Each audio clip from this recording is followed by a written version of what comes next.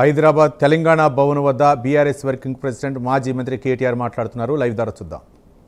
విధంగా ఉసిగొల్పిన జూపల్లి కృష్ణారావు గారు, మీరు ఒక మంత్రి, వాడొక ముఖ్యమంత్రి, ఇద్దరు పనికిమాలిన పనులు చేస్తూ ఎక్సైజ్ శాఖలో కుంభకోణానికి మీరు ఒడిగడితే అడ్డుకుంటే ఒక ఐఏఎస్ అధికారిని, చివరికి ఐఏఎస్ అధికారి రాజీనామా చేసే దౌర్భాగ్యపు పరిస్థితి కల్పించిన ఈ ప్రభుత్వం మీరు కూడా మా గురించి మాట్లాడతారా? చేతనైతే అక్కడే ఉండు. మా వాళ్ళని కంచన్బాగ్ పంపించావు కదా, మరి కంచన్బాగ్ పోదాంపా, అక్కడ కూర్చొని మాట్లాడదాం పోలీస్ స్టేషన్లో. మీకు పోలీసులు రక్షణగా ఉంటారు.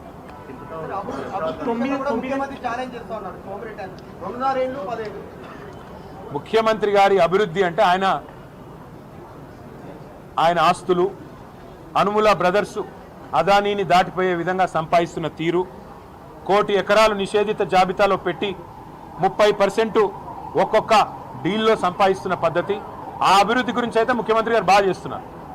రాష్ట్ర అభివృద్ధి అంటే ఇవాళ రేవంత్ రెడ్డి గారిని ఎక్కడికైనా పోలీసు రక్షణ లేకుండా ఈ రాష్ట్రంలో ఆయన ఎక్కడికైనా రమ్మనండి. అశోక్ నగర్కి వస్తాడా, దిల్సుఖ్ నగర్కి వస్తాడా, పోనీ గాంధీ భవన్కి వస్తాడా, ఎక్కడికి వస్తాడా అడగండి, మేము కూడా వస్తాం.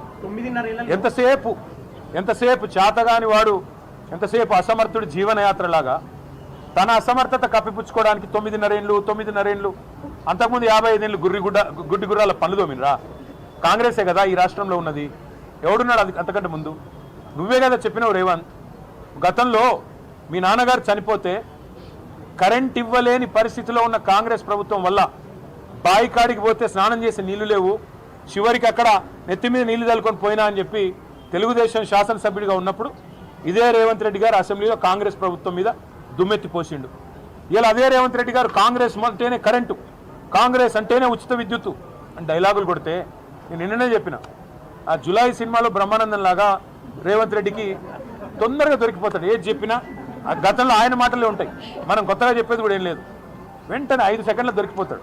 అదే ఆయన స్పెషాలిటీ. 9.5 ఏళ్లలో టీఆర్ఎస్ ప్రభుత్వ హయాంలో కేవలం 2,80,000 కోట్లు అప్పు చేశారని మీరు చాలా సందర్భాల్లో నేను చెప్పడం కాదు తమ్ముడు, కేంద్ర ప్రభుత్వం చెప్పింది, రిజర్వ్ బ్యాంక్ చెప్తున్నది, కాగ్ చెప్తుంది. నేను అనేది ఏమంటే కాగ్ చెప్పింది నమ్ముదామా, కాంగ్రెస్ వల్ల కాకి లెక్కలు నమ్ముదామా?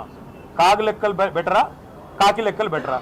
కాబట్టి అబద్ధాలు చెప్తే కూడా కనీసం వాళ్ళకన్నా లింక్ ఉండాలి కదా. ఇప్పుడు నిన్న ఒకటే వేదిక మీద ముఖ్యమంత్రి గారు, డిప్యూటీ సీఎం గారు, ఒక ఆయననేమో రైతుల కోసం 1,75,000 కోట్లు ఖర్చు పెట్టాం 30 నెలల్లో అని గంభీరమైన ప్రసంగం ఒక ఆయన చేస్తాడు. ఆయన డిప్యూటీ నెంబర్ 2 1,56,000 కోట్లను అదే వేదిక మీద 5 నిమిషాల తేడాలో చెప్తాడు. ఎవరిని నమ్మాలా? అంటే వాళ్ళకే అబద్ధాల విషయంలో కూడా పొంతం లేదు. ముందు వాళ్ళు సింక్ అయితే మంచిది. అంటే లోక్సభలో వివరాలు చెప్పినా, ఆర్బీఐ లెక్కల ప్రకారం మీరు కాగ్ చెప్పినా, ఇన్ని చెప్పినా కూడా 8 లక్షల కోట్లని ముఖ్యమంత్రి నుంచి మంత్రులు ఈ విధంగా ప్రచారం చేయడానికి మీరు ఎట్లా ఏముంటుంది బ్రదర్? ఇప్పుడు నేతి బీరకాయలో నెయ్యి ఎంతుందో, మైసూర్ బోండాలో మైసూర్ ఎంతుందో, రేవంత్ రెడ్డి మాటల్లో నిజాయితీ గంతే ఉంటుంది. రేవంత్ రెడ్డి అనేవాడు 50 లక్షల రూపాయలతో దొరికిన దొంగ. అట్లాంటి దొంగ మాటలకు విలువే ఉంటుంది, విశ్వసనీయతే ఉంటుంది. ఆయన కింద పనిచేసే చిన్న దొంగలకు విలువే ఉంటుంది, విశ్వసనీయతే ఉంటుంది. వాళ్ళు మాట్లాడే మాటలు కాకి లెక్కలు నోటికి వచ్చినట్టు చెప్తా ఉంటే ఎవడు పట్టించుకుంటాడు? నాకు అర్థం కాదు. చేతగానోడు ఇవాళ ఏం మాట్లాడితే ఏం లాభం? 100 రోజుల్లో 6 గ్యారెంటీలు అన్నాడు, 2 లక్షల రుణం మాఫీ చేస్తా అన్నాడు, ఇంకా నానా పిచ్చవాగుడంతా వాగాడు. ఒక్కటన్నా చేశాడా? ఇవాళ ప్రజలు అదే అడుగుతున్నారు. ఏ పని చేయకుండా నువ్వెందుకు ఎక్కువ మాట్లాడతావు? నాకు అర్థం కాదు. నిజంగా నీ దగ్గర లెక్కలు ఉంటే పెట్టు. ఇవాళ ఇక్కడికి రావడానికి భయం ఏంటి? జూపల్లి కృష్ణారావు నువ్వే కదా చెప్పినావు, నేను వస్తా 11 గంటలకని. ఎవడు కొట్టమన్నాడు? తొడగొట్టి సవాల్ చేయమన్నాడు. మళ్ళీ ఇక్కడికి రాకుండా పారిపోయి మా వాళ్ళని అరెస్ట్ చేయించి నీ దగ్గరకు వస్తుంటే ఇంకా మళ్ళీ పైకి వెళ్ళి మీరు మీడియా వాళ్ళు వాళ్ళ అబద్ధాల సొల్లుపురాణాన్ని మీరు ఎండగట్టాలి. నిజానికి ఏది వాస్తవం మీరు పెట్టండి మీడియాలో చర్చ, మేము వస్తాం.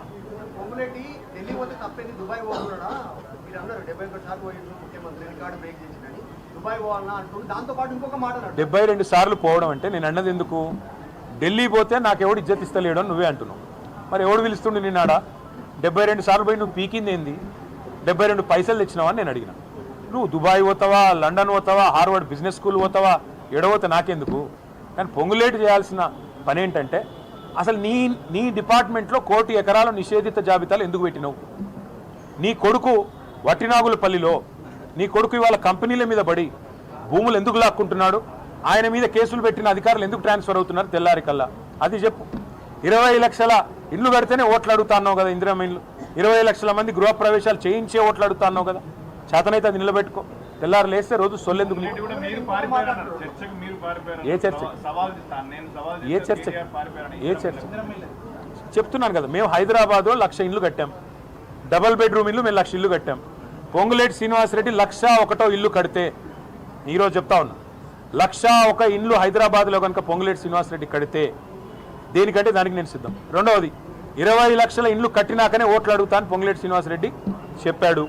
కావాలంటే మీడియా మీ అందరికి కూడా వీడియో నేను పంపిస్తా. ఆయన మరి సవాల్ సిద్ధంగా ఉన్నాడు, చెప్పమని. ఎట్లా చూస్తాం? చాతగానోళ్లకు మాటలు ఎక్కువ, చెల్లని రూపాయికి గీతలు ఎక్కువ. ఈ ముఖ్యమంత్రికి మంత్రులకు బిల్డప్ ఎక్కువ తప్ప పని చేయడం చేత కాదు. ఈ రోజు కూడా, ఈ నిమిషానికి కూడా, ఇప్పుడు కంచన్బాగ్ పోదామంటే పోదాం. మేము ఇక్కడి నుంచి బయలుదేరితే మమ్మల్ని అరెస్ట్ చేస్తారు. మా నాయకులు హరీష్ రావు గారు, శ్రీనివాస్ గౌడ్ గారు, మా ఆర్ఎస్ ప్రవీణ్ కుమార్ గారు, మాజీ ఎమ్మెల్యేలు అందరినీ అరెస్ట్ చేసి తీసుకొని పోయారు. మీకు ఏ భయము లేకపోతే, మీ వాదనలో నిజాయితీ ఉంటే, మీ దగ్గర వాస్తవాలు ఉంటే, మీరు ఏ కుంభకోణాలు చేయకపోతే అరెస్ట్ చేయాల్సిన అవసరం ఏముంది? ఎందుకు భయపడుతున్నారు? గన్ పార్క్ కాడికి వస్తాను మీరే అన్నారు, మేము గన్ పార్క్ కాడికే బయలుదేరుతుంది. మొదలు ప్రెస్ క్లబ్ అంటిమి, కాదు మీరు గన్ పార్క్ అన్నారు, గౌరవ మంత్రులు కదా అని ఆడికే బయలుదేరినాము. మళ్ళీ అక్కడికి పోతా అంటే అరెస్టు. ఇప్పుడు కూడా జూపల్లి కృష్ణారావు గారు ఇక్కడికి వస్తానని చెప్పి 11 o'clock అన్నారు, ఇప్పుడు 12:30 అవుతుంది. మేము ఇంకా ఇక్కడ ఎదురు చూస్తూనే ఉన్నాం.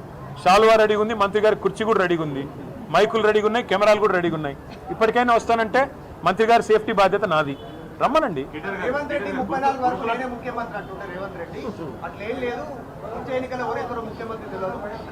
వచ్చే ఎన్నికల్లో ముఖ్యమంత్రి కేసీఆర్ గారు అవుతారు, రాసి పెట్టుకోండి.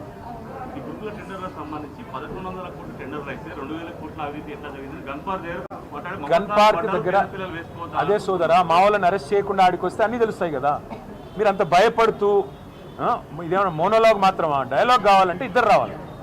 నేను ఒక ఏకపాత్రాభినయం చేస్తా, ముగ్గురం కూర్చుని అంటే మరి మీ పోలీసు వాళ్ళకి చెప్పండి, కంచన్బాగ్లో ఉండే మా నాయకులను వదిలిపెట్టమనండి, అందరూ స్ట్రైట్గా గన్ పార్క్ వస్తాం, మీకు నిజాం క్లబ్లో భోజనం మేమే అరేంజ్ చేస్తాం, బ్రహ్మాండంగా మీకు మీడియాకు అందరికి అరేంజ్ చేస్తాం, మా ఖర్చులతో మంత్రులకు కూడా బోవ పెడతాం. కావాలంటే 5 రూపాయల అన్నపూర్ణ క్యాంటీన్ ఉంది కదా, అక్కడ అందరం కలిసి తిందాం, గన్ పార్క్లో మాట్లాడుకుందాం.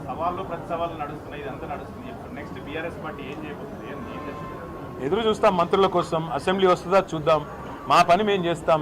ప్రజా పాలన అంటున్నారు కదా, ఈ ప్రజాపాలనలో జరుగుతున్న అవినీతి, ఈ ప్రజాపాలనలో మీరు చేస్తున్న వింత వింత కార్యక్రమాలు, మీరు చేస్తున్న విడ్డూరమైన పనులు, మీ అన్నదమ్ముళ్ళు రేవంత్ రెడ్డి గారి అన్నదమ్ముళ్ళు, రేవంత్ రెడ్డి గారి అనుయాయులు చేస్తున్న దోపిడీ, ఇట్లా ఒక్కొక్క వర్గాన్ని వంచిస్తున్న తీరు. ఇవాళ పిల్లల్ని మోసం చేసి 2 లక్షల ఉద్యోగాలని చెప్పి, సంవత్సరంలో 2 లక్షల ఉద్యోగాలు ఇస్తామని చెప్పి పిల్లలందరినీ మోసం చేశారు. 19,000 ఉద్యోగాలు ఖాళీగా ఉంటే ఇవాళ 5,000 ఉద్యోగాలని చెప్పి రేవంత్ రెడ్డి గారు చెప్తా ఉన్నారు. ఇంతవరకు అది కూడా నోటిఫికేషన్ ఇవ్వలేదు. అందుకే నేను అనేది, ఒక్కొక్క వర్గాన్ని కలుస్తాం, కాంగ్రెస్ వాళ్ళకు చేసిన మోసాన్ని వివరిస్తాం. రైతు సంగ్రామ సదస్సు ఎట్లా అయితే రైతు డిక్లరేషన్ జరిగిన వరంగల్లో పెట్టామో, అట్లాగే యువజన డిక్లరేషన్, SC/ST డిక్లరేషన్, అట్లాగే BC డిక్లరేషన్, మైనారిటీ డిక్లరేషన్, అట్లాగే విద్యార్థి డిక్లరేషన్, ఇవన్నిటికీ సంబంధించి కార్యక్రమాలు తీసుకుంటాం. ఆయా వర్గాలకు కాంగ్రెస్ చేసిన మోసాన్ని తప్పకుండా వివరిస్తాం, అందరినీ చైతన్యవంతులు చేస్తాం. ఇప్పుడు పిల్లలు మాట్లాడతారు, దయచేసి వాళ్ళ వర్షన్ వినండి అని చెప్పి నా ప్రార్థన. అడ్డగోలుగా మా జీవితాలతో ఆడుకుంటున్న కాంగ్రెస్ ప్రభుత్వానికి మరియు రేవంత్ రెడ్డి గారికి ఈరోజు నేను ఒకటే చెప్దాం అనుకుంటున్నాను. మేము గత ప్రభుత్వంలో మీ అంత హై క్లాస్గా ఉండకపోయినా ఇట్లా రోడ్ల మీద అయితే పడలేదు ఎప్పుడు. మరియు మీరు ఇస్తా అన్న జాబులు మరియు మీరు ఇస్తానన్న స్కాలర్షిప్లు అవి గాలికే పోయినాయి. మా బతుకులతో ఇట్లా ఆడుకుంటున్నావు, నీకేం అధికారం ఉందని చెప్పేసి ఈరోజు నేను ప్రశ్నిస్తూ ఉన్నాను. అది కాక ఇప్పుడు మా జీవితాల కన్నా కూడా నీకు అప్పులు అవన్నీ ఎక్కువైపోయినాయి. అవన్నీ డైవర్షన్ పాలిటిక్స్ అనే ఈరోజు నేను